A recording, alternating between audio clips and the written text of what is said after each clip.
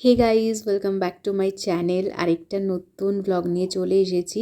আজকের ভিডিওটা একটু ডিফারেন্ট হবে, কারণ আজকে ডেলি ব্লগের সাথে সাথে তোমাদের আমি আমার ডায়েট প্ল্যানটা শেয়ার করব। আমি আগের একটা ভিডিওতেই বলেছিলাম যে আমি একটু টুকটাক ডায়েট করছি, তো ভাবলাম তোমাদের সাথে শেয়ার করে সেরকম একটা ভিডিও বানানো যাক। সবাইকে গুড মর্নিং জানিয়ে চলো এবার ভিডিওটা শুরু করা যাক। রোজ সকালে ঘুম থেকে উঠে সকালে যেটা আমার প্রথম রুটিন সেটা হলো এই গরম জলে চিয়া সিড ভিজিয়ে খাওয়া।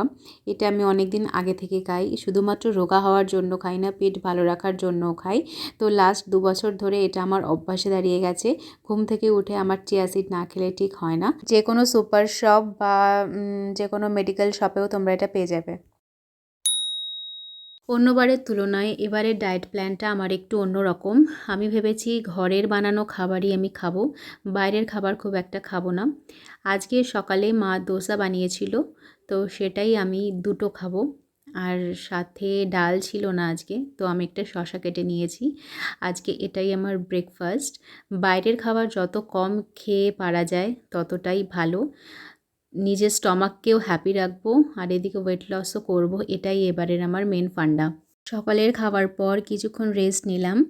এবার হচ্ছে কাজে লেগে পড়ব।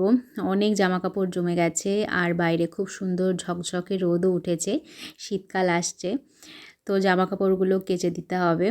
জামাকাপড় কেচে এসে এত জল তেষ্টা পেয়েছে, দেখতেই পেয়েছিল কতগুলো জামাকাপড় ছিল। তো একটু জল খেয়ে নিলাম, আর জলটা কিন্তু ভীষণ ইম্পর্টেন্ট ওয়েট লসে। তো এবার আমি একটু ফ্রুটস খেয়ে নেব। 11টা থেকে 11:30টার মধ্যে তোমরা এই ফল খেতে পারো। আর সাথে আমি খেয়েছি 5টা অ্যালমন্ড, যেটা ওভারনাইট সোক করা ছিল জলে। তো এটাই হচ্ছে আমার এখন মর্নিং স্ন্যাক। ফল খাওয়ার আধ ঘন্টা থেকে 45 মিনিট পরে আমি এই সারা রাত ধরে ভিজিয়ে রাখা গ্রিন কফিটা ফোটাতে বসিয়েছিলাম। আমি বেশ কিছুদিন ধরেই গ্রিন কফিটা খাচ্ছি, আর কিছুক্ষণ ফুটিয়ে আমি একটু ঢেকে রেখেছিলাম। এবার ছেঁকে নেব। তো গ্রিন কফি রেডি। এটা দিনের যে কোনো সময় খাওয়া যায়, বাট এটা তোমাদের কাছে অপশনাল, এটা তোমরা খেতেও পারো নাও খেতে পারো। এটাই কিন্তু ওয়েট লস হয়। তো এটা আমি খাই, রেগুলার খাওয়া হয় না, যেদিন ইচ্ছে হয় তো ভিজিয়ে রাখি ওভারনাইট। আমি ডায়েটে ভাতটা রাখি, তো দুপুরবেলায় এরকম একটা প্লেটে আমি 1.5 হাতা মতো ভাত নিয়েছি, আর সাথে বাড়িতে যা রান্না হবে আমি সেটাই খাই। তো এখানে শাক রান্না হয়েছিল, আমাদের বাড়িতে শাকের একটা আইটেম থাকেই, আর সাথে একটা মেটে আলু বা কিছুর তরকারি ছিল, সেখানে আমি 2 পিস মাছ নিয়েছি, সাথে 2 টুকরো শসা আর 2 টুকরো লেবু নিয়ে নিয়েছি। এটাই হচ্ছে আমার আজকের লাঞ্চ।